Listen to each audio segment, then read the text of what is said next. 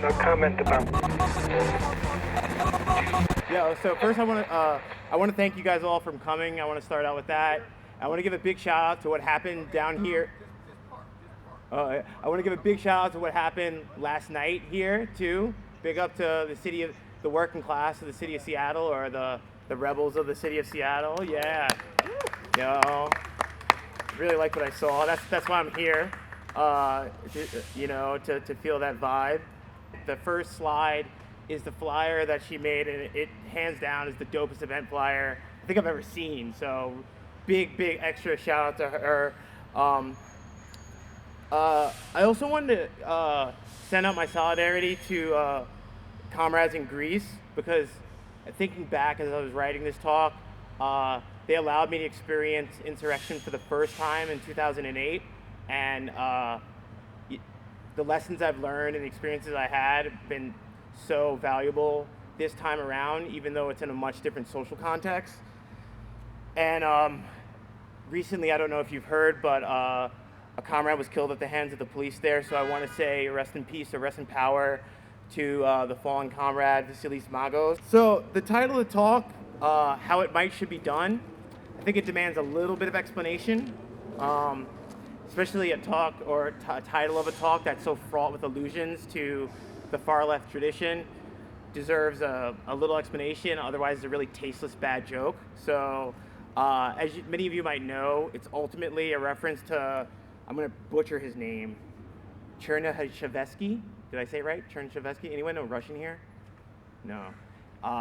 Anyway, it's a novel that he wrote in a czarist prison.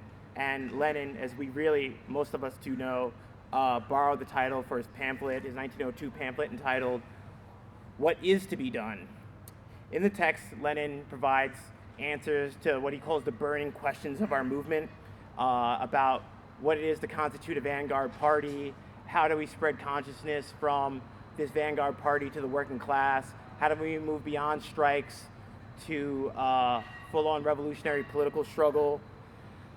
But later, in 2001, a French collective called Tikkun wrote a text called How Is It to Be Done? All right, this came out in 2001 in their journal.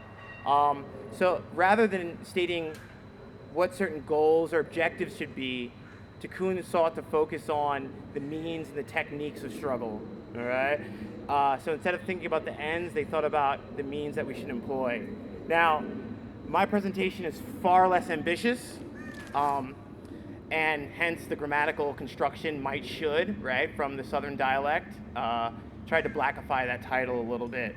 But it's pertinent because these are very tentative theses and proposals, and I'm perfectly okay with being completely wrong about every single thing I put forward today, so long as it creates a further, deeper discussion on strategy, all right? So, what I want to do is just open up this discussion, and I want to leave it to the people who want to engage with it to bring it further, all right? And I want the dialogue to be honest, right? I think that there's this kind of prevailing posture of cynicism, and nihilism, and democratic moralism that holds back insurrection, all right?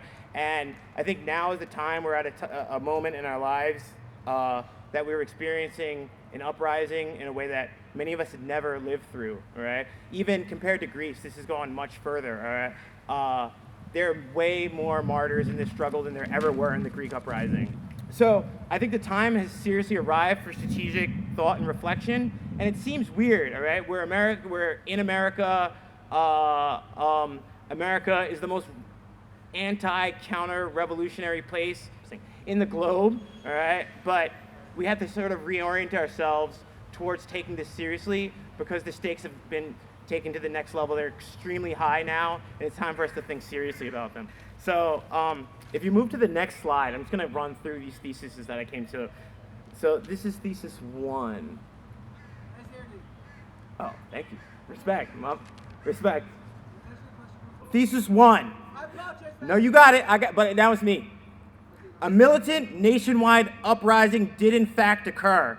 The progressive wing of the counterinsurgency seeks the denial and disarticulation of the event.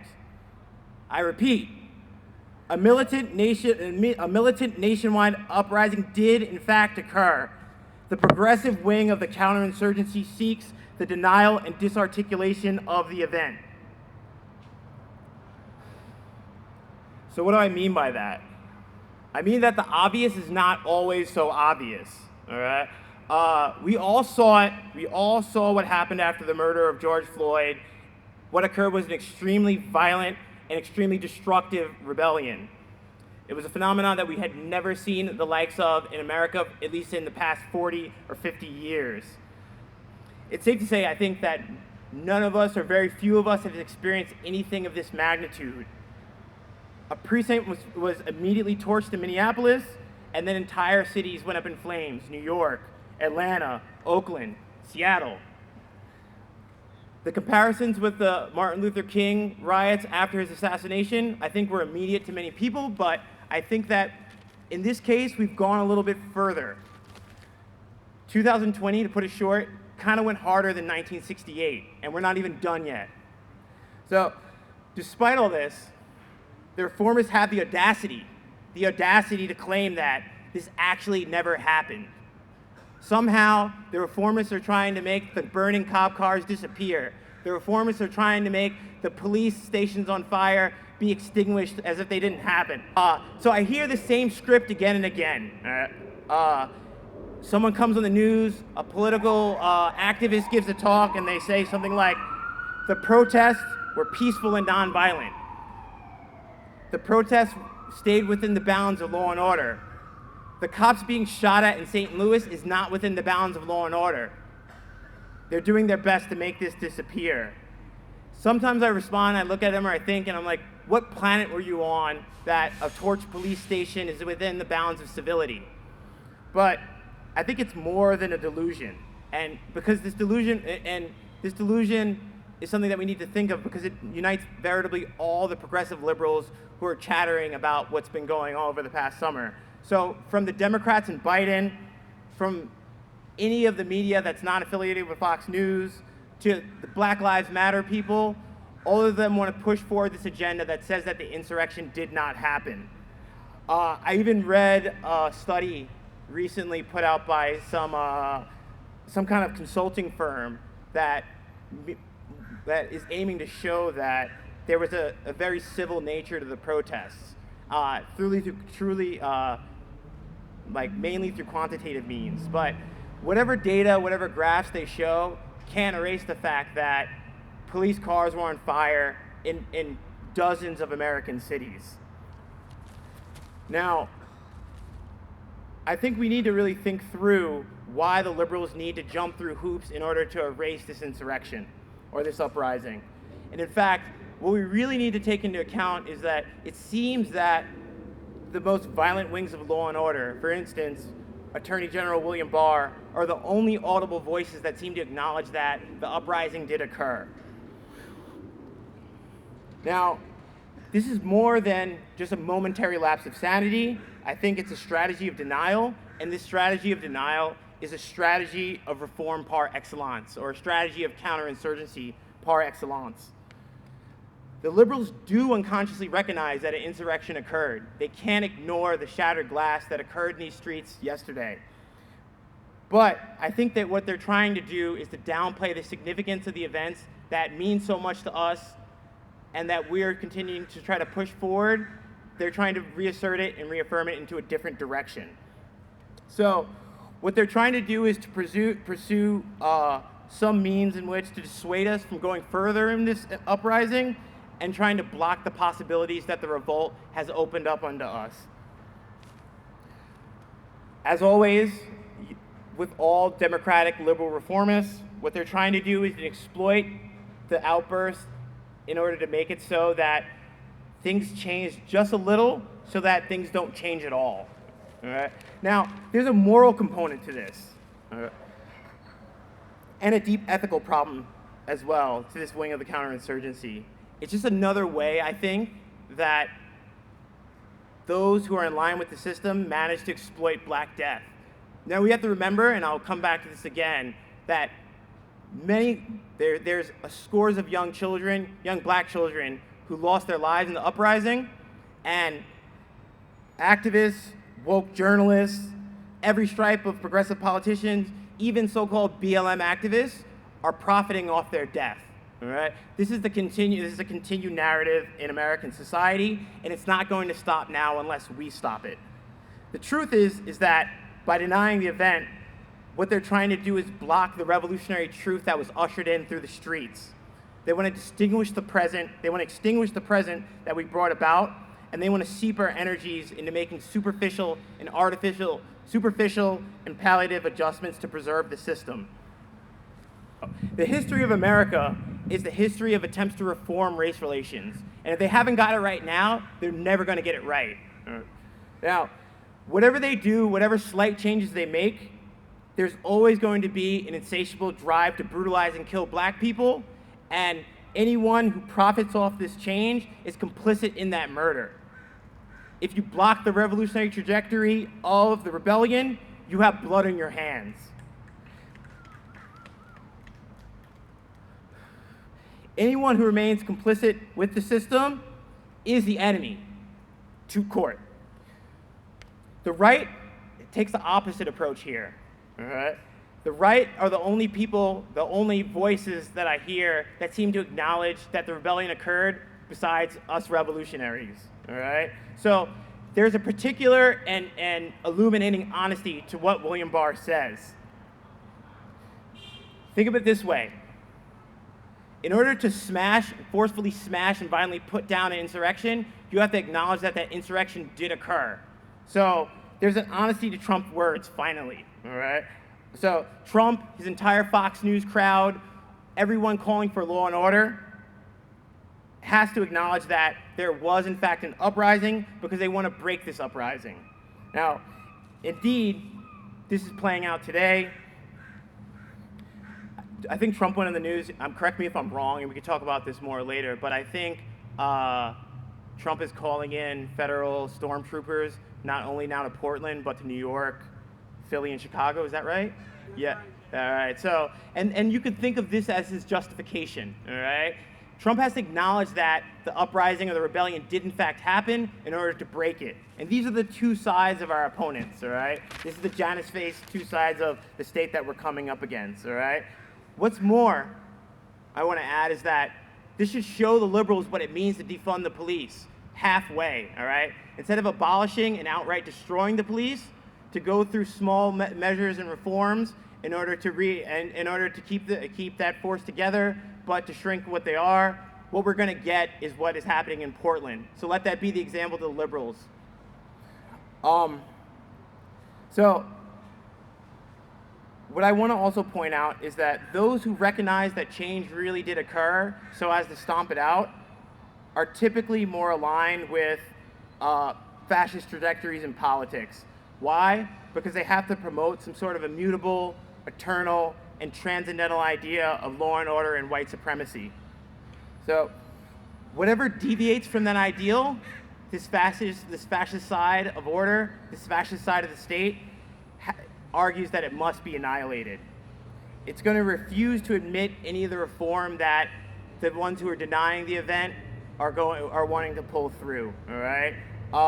For instance, this is why Trump is so upset about the changing of the names and the military bases. It doesn't actually matter, but the way that he's the force of power that he's representing cannot stand any change and just has to crush the event itself. In any case,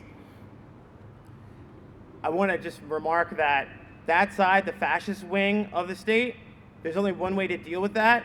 They operate with violence, and we return with violence that's more powerful. As for the other side, the reformist side, that aims to deny the event in order to incorporate it into their own objectives, we do need to be a little bit sharper about how we handle them. We need to be deceptive, all right? Machiavelli's fox, all right? Honesty isn't what they're working with, all right? They're denying what's really in front of our eyes, so we need to deceive them twice over, all right? So deception and subversion is how we're going to have to play them. Those are the two sides of the state, and I'm not saying that either of them is any more nefarious, but these are the two sides that we have to fight against. While spearheaded by a black avant-garde, this largely multi-ethnic rebellion managed to spontaneously overcome codified racial divisions, The containment of the revolt aims at reinstating these rigid lines of separation and policing their boundaries. Once again, while spearheaded by a black avant-garde, this largely multi-ethnic rebellion managed to spontaneously overcome codified racial divisions. The containment of the revolt aims at reinstating these rigid lines of separation and policing their boundaries. All right. So to begin with, I want to remark that former African slaves and the ancestors of former African slaves have been the avant-garde of everything in this country, all right? There's no culture in America, in this American wasteland, without us. Right? There's no classical music, and I'm gonna go off on a tirade now. There's jazz, and that was invented by us, all right? Besides that, America has nothing to offer the world, and it never has. But I use the term avant-garde for a very specific reason. They were not leaders. We were not leaders of the revolt. We were the avant-garde who spearheaded it. We set it off. We initiated it. What we saw was a wildly multi-ethnic uprising. And the reformists will do everything in their power to make it so that this truth is erased. If anyone was out on the streets, and I assume many of you were, you know what you saw, and you saw people of all different kinds, different bodies, different shapes, different genders, manifested themselves in the streets together. So there's a lot of talk about how to end racism, especially within corporate academic circles. We saw how to end racism in the streets in the first weeks after George Floyd was murdered.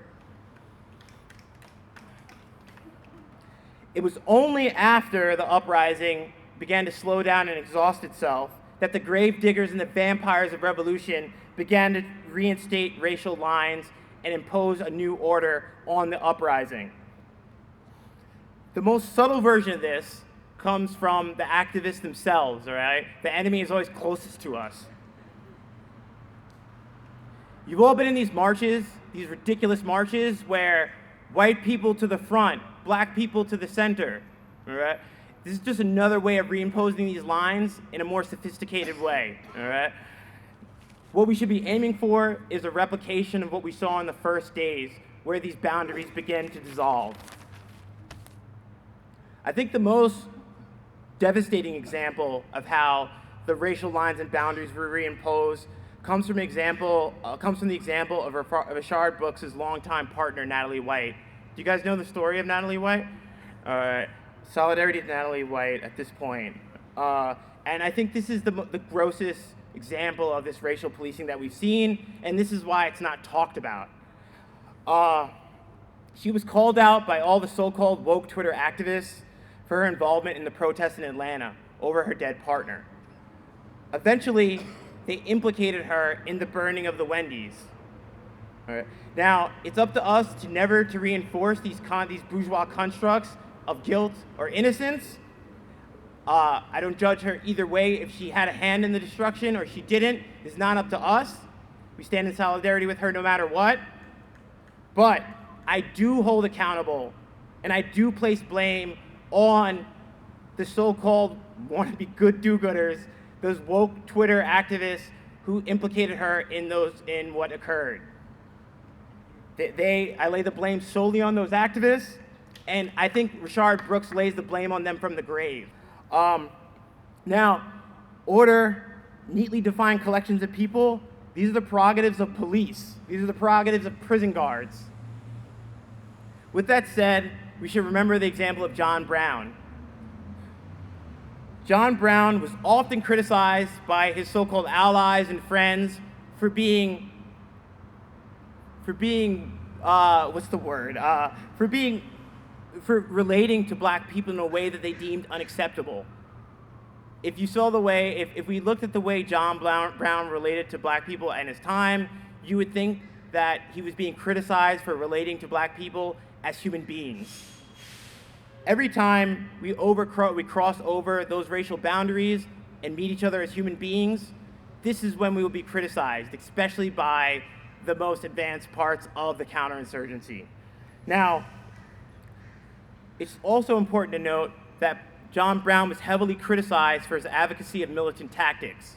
Frederick Douglass was one of his most vocal critics who responded against his advocating of insurrection.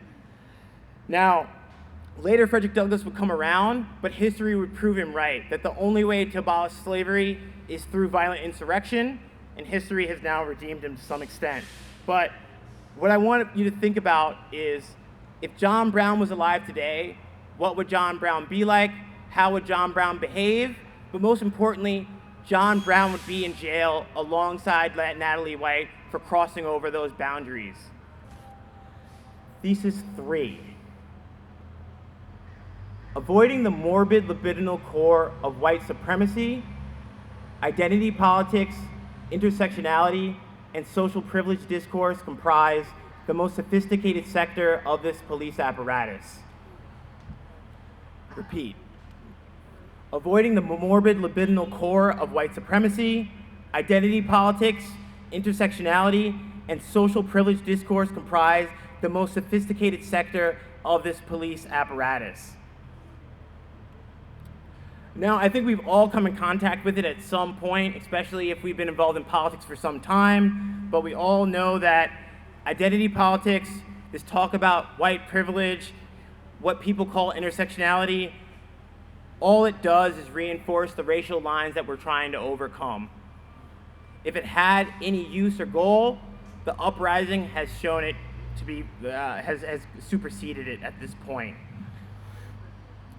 Let me go one by one. So, for privilege, I think we all know, or we can all admit, or we should admit, that privilege has become a purely psychological concept. There's a long history to the notion of white privilege. It dates back to W.D. Du Bois, to Theodore Allen, to Noel Ignatieff, to Harry Haywood, and in each case, it meant it was a construct that was designed to incite white workers to strike alongside black workers.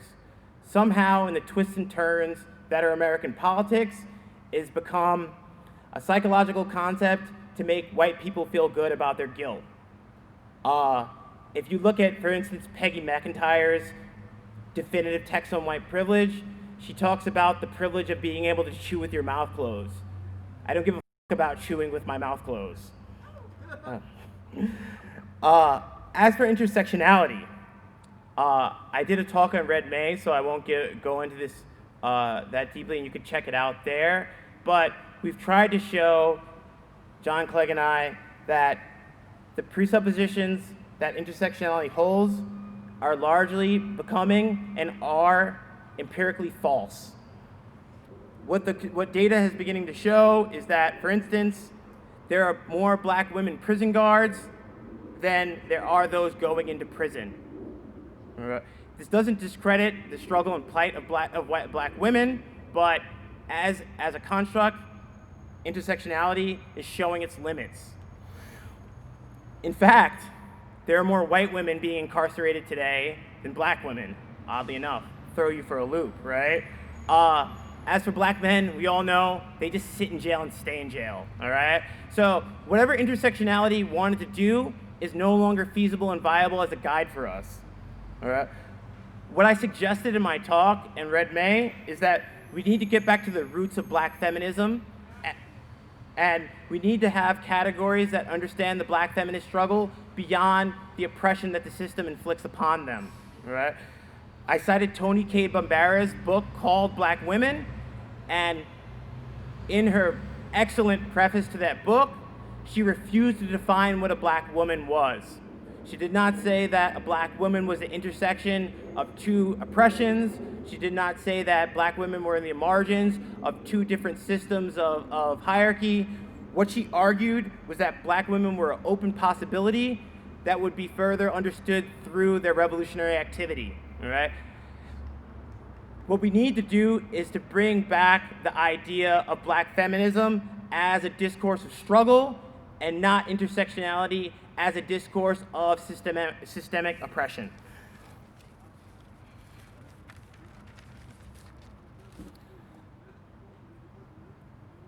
Finally, I think what Toni Cade Bambara was getting at by opening up this definition of what black women are and who they are is to say that Black women cannot be tied down by any static identity that is imposed upon them. Of course, they are something more, and if we look at the history of black folks in this country, we're always something more than what has been hoisted upon us. So, identity politics, intersectionality, and social privilege discourse, they're all the modes of the police.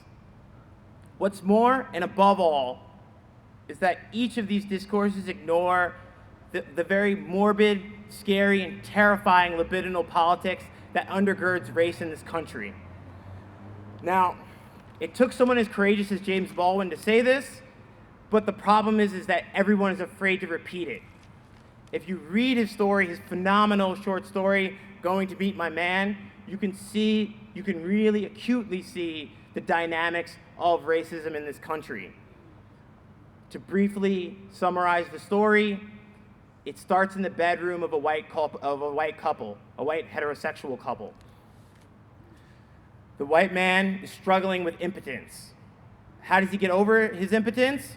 He remembers back to a time as a child where he is brought to a lynching. At that lynching, the corpse was not only mutilated, it was sexually mutilated, and he was given the genitalia. Once he remembered his being handed the genitalia, he was then able to become erect. This is deep stuff. No one likes talking about it, but this is the core of racism that we need to touch. What's more, I think no one wants to touch this part of the race problem is because we're all implicated in it. It's obvious that white liberals get off on the videos of black murder. It's even more obvious that there are black liberals who are more than happy to sell these videos of black death for their own careerist goals. But if we don't take into account these libidinal drives within racism, we cannot explain how and why Ahmaud Arbery was killed. It has nothing to do with the police. It has to do with what is driving American society as such. Okay, Thesis 4. The insurgency cannot be confined within any well-circumscribed sociological category. By necessarily exceeding all classifications, is an excluded remnant detaching itself from whatever binds together the American wasteland. Consequently, this combatant formation can only be defined in terms of its movement and its development, as that which emerged during the first week of the revolts and will dissolve upon the full completion of the revolutionary project. Start again. The insurgency cannot be confined within any well-circumscribed sociological category. By necessarily exceeding all classification, it is an excluded remnant detaching itself from whatever binds together the American wasteland. Consequently, this combatant formation can only be defined in terms of its movement and its development, as that which emerged during the first weeks of the revolt and will dissolve itself upon the full completion of the revolutionary project. As I said earlier, every conceivable kind of person participated in the revolt. This can be confirmed by anyone who participated in the revolt itself.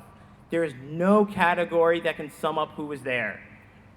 The best we can say is that what we saw was the inclusively excluded, or with the part with no part of America.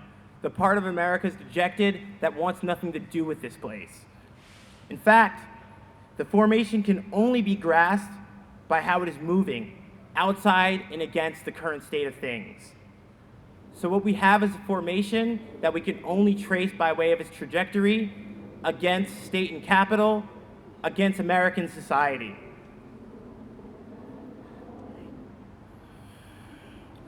What's up to us now, in front of us now, is to deepen and strengthen the spontaneous organization so that we come up with something together that's even more terrible and more powerful than what we saw last night, something that splits in half American society.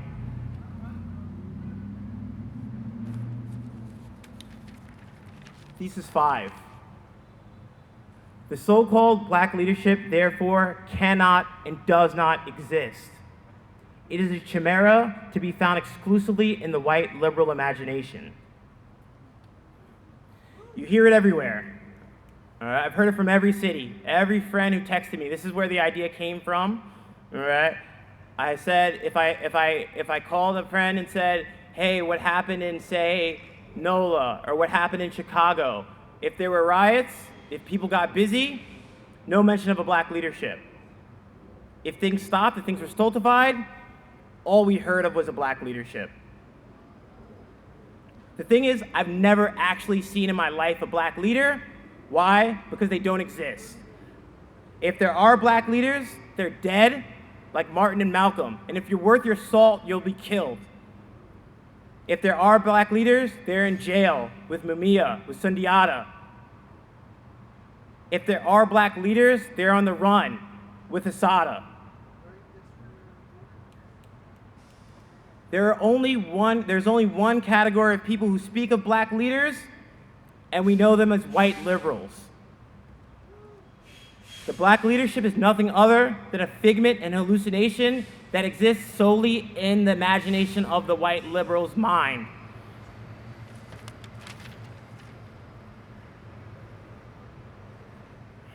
Somehow, I mean, it's strange to be a little less serious. The odd thing about it is that somehow white liberals have more contact with black leaders than I have ever come across in my entire life. It's like they have this channel from the black leadership into their head, all right? Now, I think there have been reasons proposed as to why the classical formation of black leadership no longer exists. One is because, and if you read many of the new sociological studies, there was a big report about this in the New York Times, is that in order to make a firm hegemonic leadership that we saw in the past, it typically requires at least a substantial middle class. But if we look at the data from the past 40 years, the black middle class has been under constant threat, and hopefully it stays like that, honestly. But it's very hard to define what exactly is the black middle class, and if you do define and say there is this well-defined group, if you're able to circumscribe this well-defined group, they typically exist within the white community, all right? Just to speak a little bit more personally, in New York, where I think the class divisions are really stark, I'm hard-pressed to think of even meeting a black middle-class person growing up, or even hearing their rhetoric and their nonsense, all right? But it's not really a thing anymore. Now, why does the white liberal need to hallucinate and invent a black leadership for him or herself? I think it's ultimately because, Whitey loves property. Property enjoys a special prestige in American life. It has a special kind of sanctity, and we always get these calls from the black leadership from white liberals whenever the windows start to crack.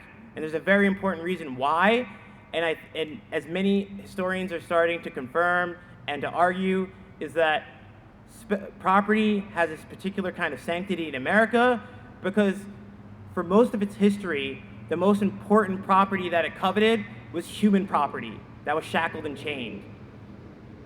Now, even if this is right or wrong, I don't care, but I think that we need to weaponize this argument and say that whenever property is protected, it's protected for white supremacist ends.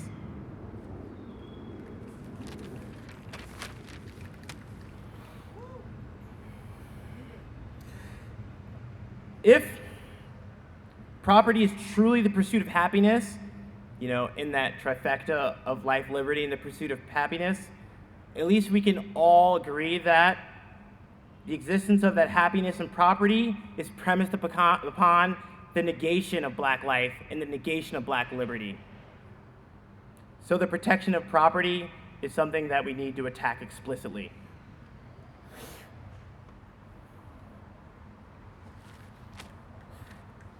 Thesis 6. The current crisis derives from a contradiction that proceeds from the two Janus-faced sides of post-Cold War American governance, an inconsistency between the demands of the imperial sovereign state and globalized biopolitical security. As a result, the metropolitan center has begun to experience the chaos and the instability that has been classically sown within the colonial periphery.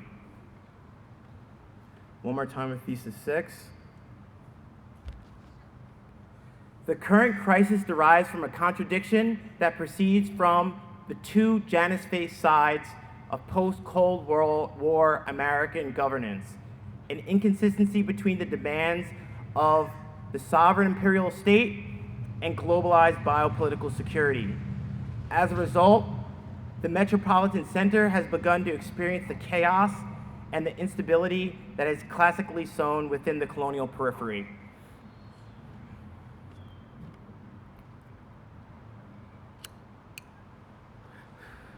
So this is the more theoretical part of the theses, but I think it captures the situation that we're living today and been experiencing very acutely over the past few months. So on the one side, there's state sovereignty, all right? It's the classical notion of the state, and following Schmidt, but most importantly following Agamben, I think that the paradoxical foundation of the state is very important to the way it operates. In order to define the state must employ extra-legal and extra-jurisdictional measures in order to found itself. Every time the state founds itself, it must go outside the law that it seeks to create.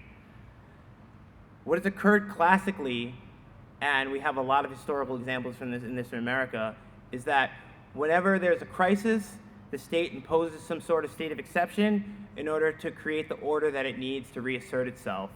So, for example, we've seen in the American Civil War, in the Red Scares, in the two Red Scares, and most recently in the War on Terror, that the executive branch of the government has mobilized itself beyond its legal parameters and confines. Today we see this especially with Trump. Trump is using and abusing his executive powers, but it's better to say that he's using them in the way that they were set to be used. That what has particularly been the province of the legislative branch has now been taken over by Trump himself. So this component of the U.S. asserting itself has also shown itself in its foreign wars. We need to keep in mind, and I'm going to come back to this, that, and for some reason this fact has been downplayed in the past 20 or 30 years, but America is the one imperial power in the globe, and it asserts itself aggressively around the world. After the collapse of the Cold War, we've seen the United States become the police officer or the stormtrooper of the entire earth. This is the one side of governance. Now, it's important to contrast this with another form of governance, which is typically called biopolitical discipline or biopolitical security. This is not so much the enforcement of the law that's done by the classic state, but it's the management of lives. If the state kills, biopolitics is concerned with the protection of those lives for its own ends, of course. The main paradigm of this, and the most recent paradigm of biopolitical control, has been what is called security. What security does is it allows an event to happen so as to manage that event. These events are varied. They can be something like pandemics, like COVID-19, what we're going through today. These are famines. These can be disasters like Katrina, and they can also be insurrections like we're hopefully fomenting now. What the state does in this instance is to make a statistical calculation and try to find acceptable terms for which it can allow events like pandemics to occur, but to keep them within well-circumscribed boundaries. There's also a strange preparedness paradox that goes along with the state of exception paradox of the state. Now, I think we're experiencing this now. The paradox goes like this. Typically, after a disaster, a pandemic, or say a famine, there's a drive for the security apparatus to begin to prepare for the next sort of disaster.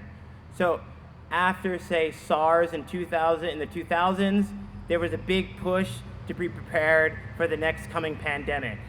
Now, this over-preparedness then is put on the back burner when it comes to the light that the next disease isn't going to appear when we expect it to appear. So Andrew Lakoff, the famed medical anthropologist, has argued that this is a paradox, and we met this paradox recently. There has been preparedness for pandemic, but the preparedness was kind of put on the back burner, and when the pandemic came, the COVID-19 pandemic came, we weren't ready for it. So we have two kind of paradoxes going on, one of the state founding itself, and one of the cycle of preparedness and unpreparedness. Now, this legal side and statistical side of the state, the nation state in its classic form, and this more global operation of security, I think, personally, I would like to argue that these two directives are colliding with each other and forming some sort of crisis. Legal means to an ends have been in a constant state of crisis. Trump just can't do anything right, all right? Whatever he does seems to backfire, and it doesn't seem to always be the worst thing. Trump, in his own deluded mind, has become an agent of anarchy. Now, of course, he doesn't think he is, and it's up to us that when this chaos reigns, to utilize this for our own ends. What I'm saying is that we need to inhabit this chaos that is being inflicted upon the state itself. So, unlike liberals and reformists, we're not here to reaffirm and reassert law and order. We're not here to create America as one big safe space, but we're here to make the chaos and the disorder more terrible than it has ever been.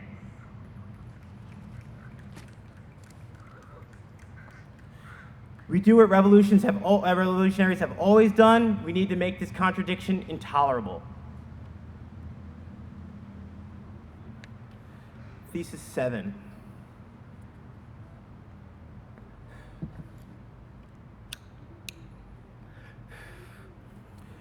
As the rebel slaves did with the periodic outbursts of yellow fever in Haiti, there is a hidden partisan knowledge to be uncovered surrounding the novel coronavirus pandemic that can also be exploited and weaponized against established power.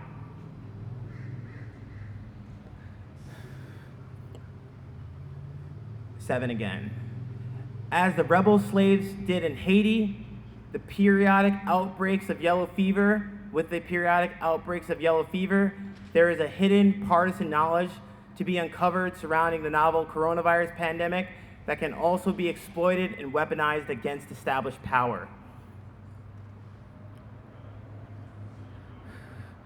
Now, it's interesting, and maybe we could talk about this after, but there's something that American Takunists never mention, and what I think is their best, in the Invisible Committee of the Imaginary Party's best book, and in their best book entitled To Our Friends, and they have a little snippet where they speak about the CDC in 2012 issued a pamphlet on disaster preparedness, and to make disaster preparedness pertinent and maybe hip to the youngsters, they used the example of preparing for a zombie apocalypse. The CDC's basic argument was that if people can prepare for a zombie apocalypse, they'll be able to prepare for, say, a natural disaster like a flood or a storm, a pandemic, or even an insurrection. Now, leave it up to the French to understand this better than most Americans will admit, but the Invisible Committee argue in their book that this fear of zombies has a long and racialized history, and it's definitively the fear of the black proletariat. And the inverse of this fear that doesn't want to be mentioned, that refuses to be mentioned or is repressed, is that it's probably, and actually definitively, white middle class paranoia with their own worthlessness. Now, going back to the trajectory of the history of zombies, if you look back, the history of zombies, or the figure of the zombie appeared within the voodoo utilized during the Haitian Revolution. There was a person by the name of Jean Zombie who ended up taking the name. because he participated in the massacre of slave owners. Now, what I think is really instructive for us is that the Haitian insurgents very deliberately knew that they could use the yellow fever pandemic against their former masters and against the army, Napoleon's army, and the party of the ancient regime, or the party of order, rather. What the insurgents did was they waited until the yellow fever outbreak would take hold, and they knew that their former slave masters and the army they were fighting against would be devoured by the pandemic, and they knew that they had built up an immunity to that pandemic. So they waited until the army had been decimated by yellow fever, and then they launched their guerrilla attacks. And what I'm arguing for here is something very similar.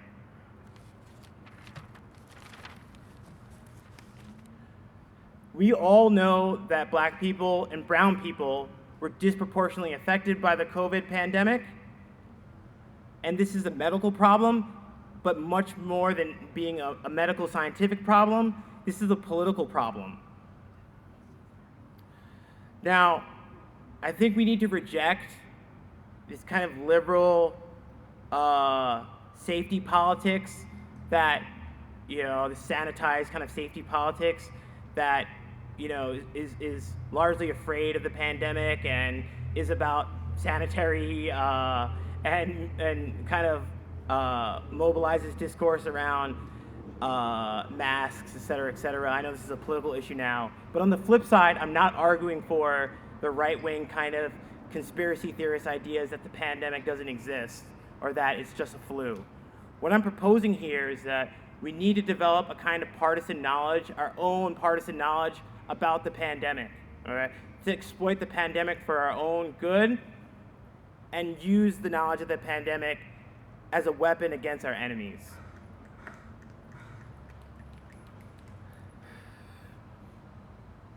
Thesis 8.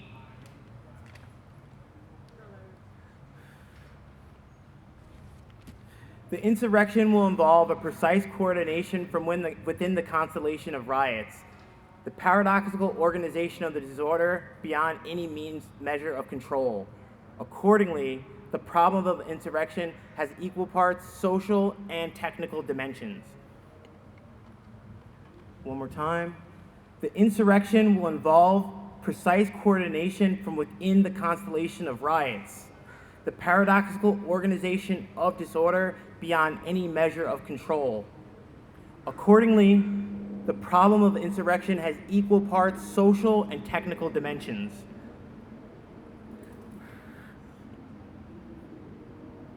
So this talk is way more serious, but shout out to probably top 10 rap group ever. So what I'm advocating here is organized confusion. Does anyone even know this group? Or, yeah, okay, I knew you'd know it. Shout out, big shout out. All right, so what I'm advocating is a sort of paradoxical ordering of disorder. To do this, we need to read the tactics. All right, we need to look into what exactly was smashed, what exactly was looted, and how and why the occupations were effective or ineffective. We need to think about the chaos that we inflict in the streets strategically. What's more, we also need to anticipate the new forms of tactics and struggles and strategies that will emerge, so as to intensify these struggles and tactics. We can anticipate that occupations and rent strikes are going to occur in the near future due to the looming threat of eviction that is occurring in all of our heavily gentrified cities. But I think we need to go beyond these defensive struggles and to be more creative and to initiate tactics that go on the offensive. In fact, what I'm advocating here is employing the whole arsenal of proletarian strategies and tactics, from riots to strikes to blockade. But I want to mention also that I think that we need to be creative in our tactics and strategies, and what we've seen in the recent Twitter hacks, these are just as important, all right? So what's important is that we be creative in how we deploy these strategies and tactics. I think the best way to look at this is that we need to figure out what is the modern equivalent of the telephone exchange in Barcelona that was fought over so savagely during the May days of 1937. Likewise, I think we need to consider and understand what is the modern equivalent of the St. Petersburg rail line that the insurgent workers fought so hard over in revolutionary Russia. We have a unique problem that we live in a huge country, and we need to figure out creative ways to break this distance and utilize it for our own ends. Or as a pure means.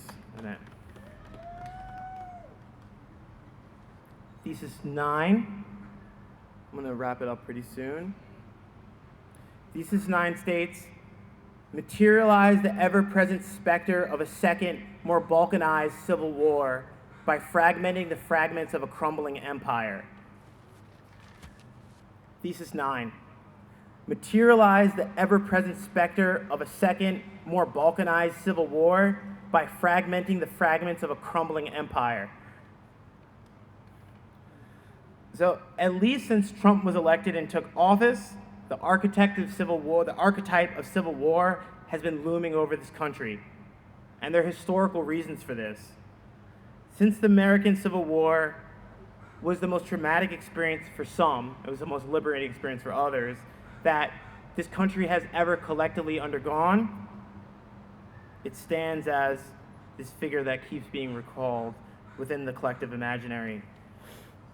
But I think there are also structural reasons. The fundamental operation of the state works by warding off the ubiquitous threat of civil war. The state as such can be thought of as that which blocks and inhibits civil war. What is unique about this country is that we have a unique emancipatory tradition that is tied up with our understanding of civil war. So I want to cite here Kenneth Rexroth's excellent autobiography, where he explains that the radical abolitionists who took part in the Civil War gave birth to children who became the first era of the American socialist, anarchist, and communist labor movement. But I think the best example comes from Du Bois's classic Black Reconstruction. It was the proletarian general strike of the ex-slaves that truly put the final nail in the coffin of slavery. It's precisely this lineage of an emancipatory, liberatory, but nonetheless violent civil war that needs to be revised for its second coming. Another important precedent is Harry Haywood's Black Belt thesis. As a member of the Central Committee of the CPUSA, Haywood argued that revolution in the United States of America would involve an independent black state in the South.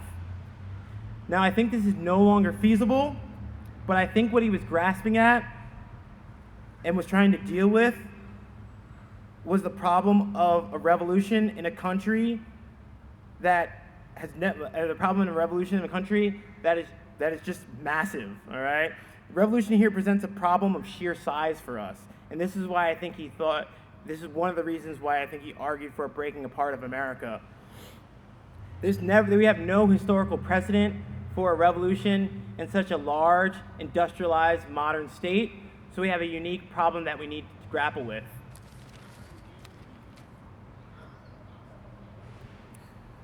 So, I don't know exactly what this looks like, and I want to hear your thoughts on this, but the country is already beginning to break and fracture, and it's up to us to break and fracture it more into so many pieces that it can never be put back together again.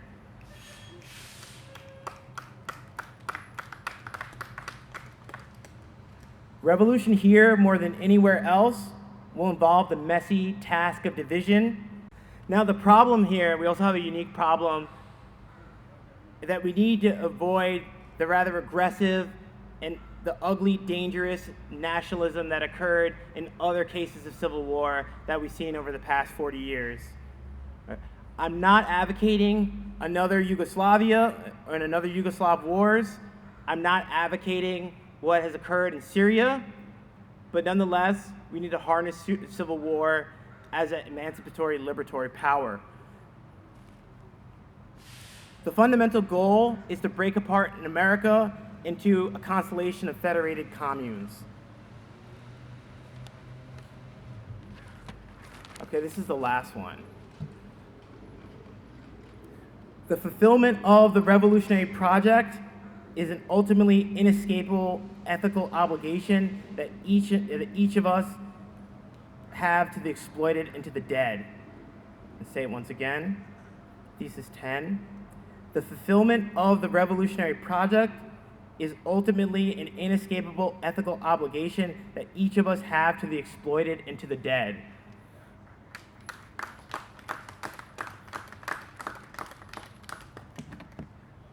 So I know that I run the risk of sounding naive, but I sincerely believe that the riots that we've all witnessed and hopefully participated in this summer have opened the window to insurrection and even a full-blown revolution. And this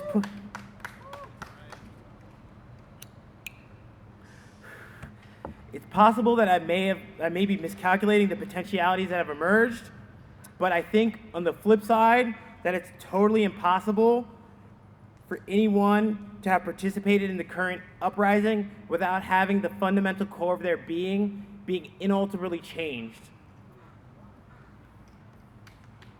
As for myself, and I know for many of you, because I know some of you, that we feel the revolution deeply within our souls, and it changes our very outlook and approach to how we live our lives.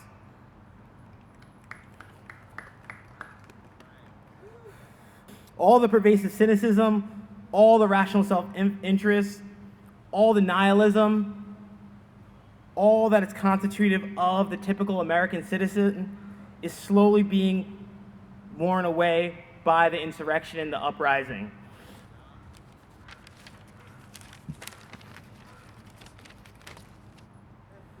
What this shows us is that the revolution is truly beyond us, truly beyond each and every one of us here. It surpasses all the boundaries thrown up by American individualism. It forces us to finally look beyond ourselves and recognize that America has wreaked havoc as an imperial power around the globe for a century. And the fight is not only for the living, but the fight is for the dead. We owe the revolution to the millions of slaves who never knew a second of freedom. The completion of the revolution is what is deserved, is what the long list of martyrs who have fallen during this uprising deserve from us.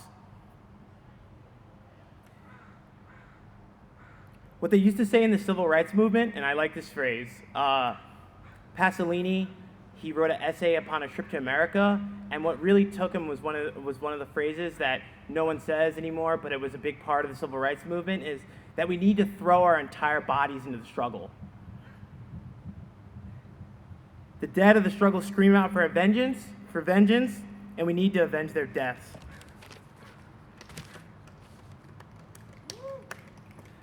As Benjamin famously put it, not even the dead will be safe from the enemy if he is victorious.